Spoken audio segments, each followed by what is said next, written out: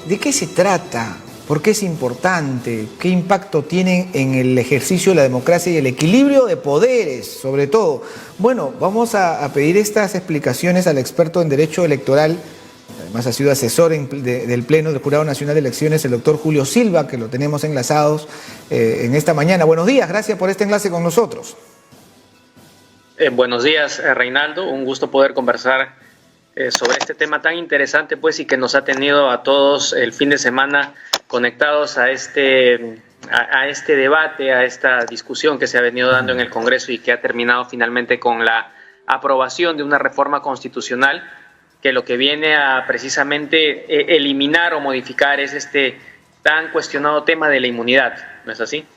De acuerdo. Sí, bueno, y ha sido un tema, como yo mencionaba hace un momento, que ha sido muy utilizado políticamente y probablemente muy mal comprendido también por parte de la mayoría de las personas.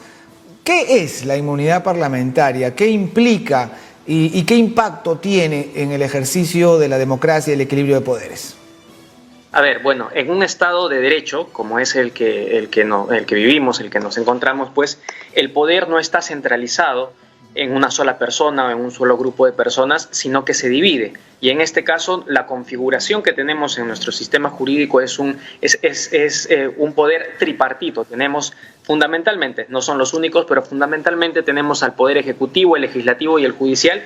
Y se ha diseñado de tal manera nuestro sistema que entre estos existen una serie de mecanismos que permiten que uno al otro se controlen, que uno al otro además tengan garantizada cierta autonomía para poder llevar a cabo, para poder ejecutar las funciones que le han sido asignadas. Y, por ejemplo, si hablamos del poder legislativo, pues precisamente una de estas funciones, una de estas atribuciones, una de estas prerrogativas viene a ser la inmunidad parlamentaria. Y precisamente esta inmunidad, pues, de aprobarse, de ratificarse esta reforma constitucional en la próxima legislatura, pues lo que sucede o lo que va a pasar es que los congresistas no van a tener esta inmunidad que los protegía de delitos comunes. Y es que, pues, lamentablemente, como consecuencia de la labor de fiscalización muchas veces que realizan los congresistas, pues se ven o se inician en contra de ellos, pues, una serie de represalias, y muchas veces estas represalias toman el camino de las denuncias, toman el camino judicial, y precisamente esta inmunidad pues protege, o está pensada, está ideada de tal manera que sirva como una especie de protección para los congresistas. Ahora, tampoco podemos dejar de reconocer de que lamentablemente pues en algunas oportunidades esta inmunidad, porque es para levantar la inmunidad se tenía que o se tiene que pasar por un procedimiento dentro del Congreso, pues lamentablemente se politizó, y se politizó en el sentido de que a veces se alargó o se alargaba en demasía estos procedimientos de levantamiento de inmunidad, y otras veces pues se negaba el levantamiento de inmunidad, a veces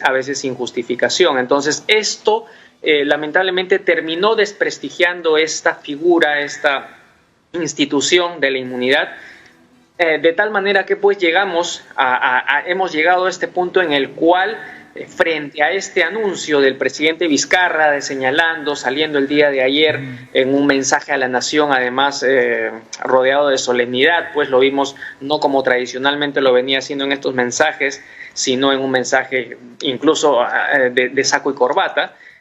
Anunció que iba a convocar a referéndum para que se apruebe el tema de la inmunidad, y pues esto terminó generando que el Congreso en una sesión extraordinaria reconsidere la votación que se había alcanzado de 82 votos el sábado en la madrugada, y pues se termine finalmente volviendo a votar este tema, además comprendiendo otros temas. Se han modificado no solo un artículo, sino 5 artículos, pero finalmente uno de ellos está referido a la inmunidad, que, como lo señalo, de ratificarse en la siguiente legislatura, pues lo que vamos a tener finalmente es que los congresistas no van a tener inmunidad, es decir, no van a tener este mecanismo de protección frente a delitos comunes. Antes de entrar a analizar esta decisión de último momento, ¿no?, de las últimas horas del Congreso después del anuncio del presidente, quisiera que pensemos un poquito, reflexionemos. ¿Habían medidas alternativas, otras opciones? De pronto que el levantamiento de la inmunidad no sea por el propio Congreso, sino de alguna otra entidad, como por ahí se decía el Tribunal Constitucional. qué sé yo, ¿no? Reformas que podrían haber hecho que el objetivo de la inmunidad parlamentaria no se convierta en blindaje, ¿no? Alternativas, ¿habían esas posibilidades? Sí. ¿Se han discutido? Claro.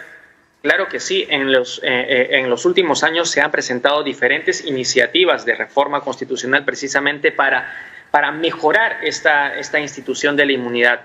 Justamente como lo comenta Reinaldo, habían iniciativas como por ejemplo asignarle a un órgano externo, como por ejemplo a la Corte Suprema o como por ejemplo también incluso se pensó en la Junta Nacional de Justicia para que fueran, o el Tribunal Constitucional, para que fueran estos órganos externos quienes evalúen si correspondía o no levantar esta inmunidad.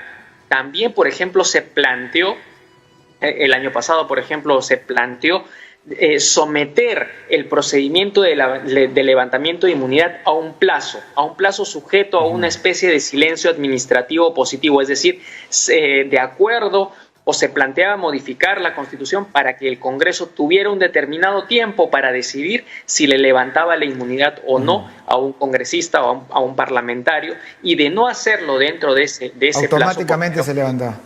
Exacto, entonces yo creo que hubiera sido más sano ir por alguno de esos dos caminos, es decir, mejorar esta institución de la inmunidad en lugar de tal vez de manera apresurada o incluso tal vez como buscar una salida sin tanto debate, sin tanta discusión, y que finalmente me imagino, porque todo indica que toda esta reforma va a ser finalmente cuestionada, no sabemos, el presidente de la República en todo caso cuando se apruebe esta reforma pues tiene la posibilidad no de observarla, porque el ministro de Justicia, lo he escuchado ayer en la noche en unas declaraciones que decía que van a observar esta reforma en caso se apruebe en la segunda votación. Ojo que hay que recordar que las reformas constitucionales no pueden ser observadas, lo que correspondería en todo caso se presente una demanda de inconstitucionalidad y bueno, finalmente el Tribunal Constitucional tendrá que evaluar si esta eliminación de la reforma termina debilitando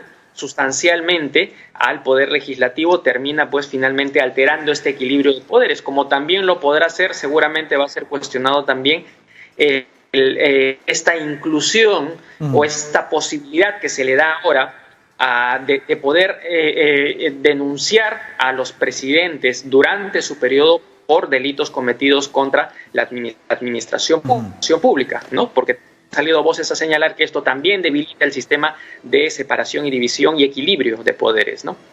Hablemos entonces sobre este segundo aspecto. También eliminación de inmunidad para el presidente de la República y otros funcionarios importantes del Ejecutivo. ¿Cuál era el propósito? ¿Cuál era el fin? ¿Qué protegía? ¿Qué salvaguardaba el hecho de que un presidente en ejercicio, pongamos, no pudiera ser denunciado sino hasta después de culminada su gestión? Bueno, fundamentalmente la figura, la institución del antejuicio político, pues lo que busca o lo que buscaba era darle estabilidad al Poder Ejecutivo. Recordemos que nuestro sistema es un sistema básicamente o principalmente presidencialista, en donde justamente la figura del presidente pues es preponderante. En ese sentido, lo que buscaba la Constitución en su configuración era protegerlo de vaivenes políticos a través de esta figura del antejuicio, de tal manera que un presidente durante su mandato solo podía ser acusado ante el Congreso mediante este antejuicio por contravenir la Constitución, por infringir la Constitución, por traición a la patria, por impedir alguna de las elecciones presidenciales o las regionales o municipales, por disolver el Congreso inconstitucionalmente o por impedir, por ejemplo, que se reúnan los órganos del sistema electoral. Únicamente en esos supuestos cabía que se acuse a un presidente durante su mandato. Entonces, lo que se ha modificado es este artículo 117 para permitir que adicionalmente a los supuestos que antes he mencionado también se le pueda acusar durante su mandato por delitos que tengan que ver o delitos contra la administración pública. Vamos a ver, como lo señalé hace un momento, pues si finalmente esto desequilibra este balance que tiene que existir entre los poderes, esta autonomía, pero también este control, pesos y contrapesos, como se le denomina, que debe existir entre los poderes del Estado. Ahora, lo que aquí se ve es un debilitamiento de la institucionalidad, ¿no? Que es lo que finalmente afecta sí, tanto al país. Sí.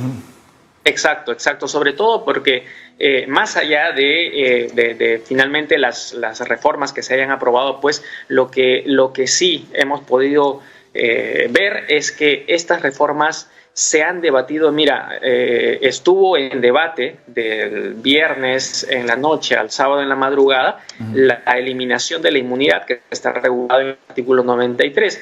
A raíz de la convocatoria, esta sección extraordinaria en el Congreso, que empezó ayer domingo a partir de las 4, pues no solo se abarcó el debate sobre la modificación o eliminación de la inmunidad, sino que además fuimos o pasamos a pasar a reformar el antejuicio político, y no solo eso, sino que también otros artículos de la Constitución que están referidos al Tribunal Constitucional, al Defensor del Pueblo. Y entonces ahí hay que tener en cuenta lo siguiente: ya el año pasado el Tribunal Constitucional se pronunció en una sentencia que justamente declaró inconstitucional la reforma a la cuestión de confianza. Señaló el Tribunal Constitucional que las reformas constitucionales, al afectar pues la Constitución, la norma suprema, la norma que regula la organización de todo Estado, entonces las reformas constitucionales tienen que ser unas reformas amplias, unos debates, tienen que estar precedidos de unos debates amplios y profundos, y esto pues podría también cuestionarse en esta demanda o eventual demanda de inconstitucionalidad que se plantee. De acuerdo. Finalmente, ¿qué legislaciones comparadas podemos tener con otros países de pronto de la región? Se habla de Colombia, el tema de la inmunidad parlamentaria, pero que además fue retirada o levantada con nombre propio, ¿no? Ahí tenían el problema de Pablo Escobar, que se hizo miembro del Congreso para gozar de esta inmunidad. Pero después, en ambos casos, ¿cómo podemos compararnos con los países, sobre todo de la región? A ver, efectivamente, si hacemos una comparación con el resto de ordenamientos o sistemas jurídicos, pues lo que tenemos es que en su mayoría se reconoce, por el contrario, la inmunidad. Ahora, lo que sí varía es la regulación de respecto de qué órgano es el que levanta esta inmunidad. Como lo hemos visto, hay experiencias comparadas en las cuales el órgano es un órgano externo, y que es precisamente por donde iban estas propuestas que hace un momento comentabas. Es decir, se le asigna esta tarea de analizar si corresponde o no levantar la inmunidad, por ejemplo, al Poder Judicial, o por ejemplo a algún otro organismo constitucional autónomo, como lo podría ser la Junta Nacional de Justicia o el Tribunal Constitucional. De tal manera que son al contrario menos los sistemas jurídicos que no tienen inmunidad. Precisamente comentabas el caso de Colombia, pero coincido plenamente contigo, Reinaldo, que no es un caso para comparar, porque precisamente las particularidades en las cuales se eliminó la inmunidad en Colombia pues son sui generis, y en este caso creo que debería en la segunda votación pues pensarse mucho más acerca de esta reforma, y quién sabe, tal vez dar un paso atrás y modificar la inmunidad, pero no desapareciéndola, sino estableciendo límites para que también de cara a la ciudadanía, sobre todo, que finalmente es frente a quien más se ha desprestigiado esta institución, pues se revierta esa percepción, ¿no? De acuerdo. Le agradecemos mucho por este enlace con nosotros, creo que ha sido muy instructivo esta conversación. Muchas gracias. Gracias, Reinaldo. Hasta otra oportunidad. Igualmente, gracias. Conversamos entonces con el doctor Julio Silva, experto en Derecho Electoral y ex asesor del Pleno del Jurado Nacional de Elecciones.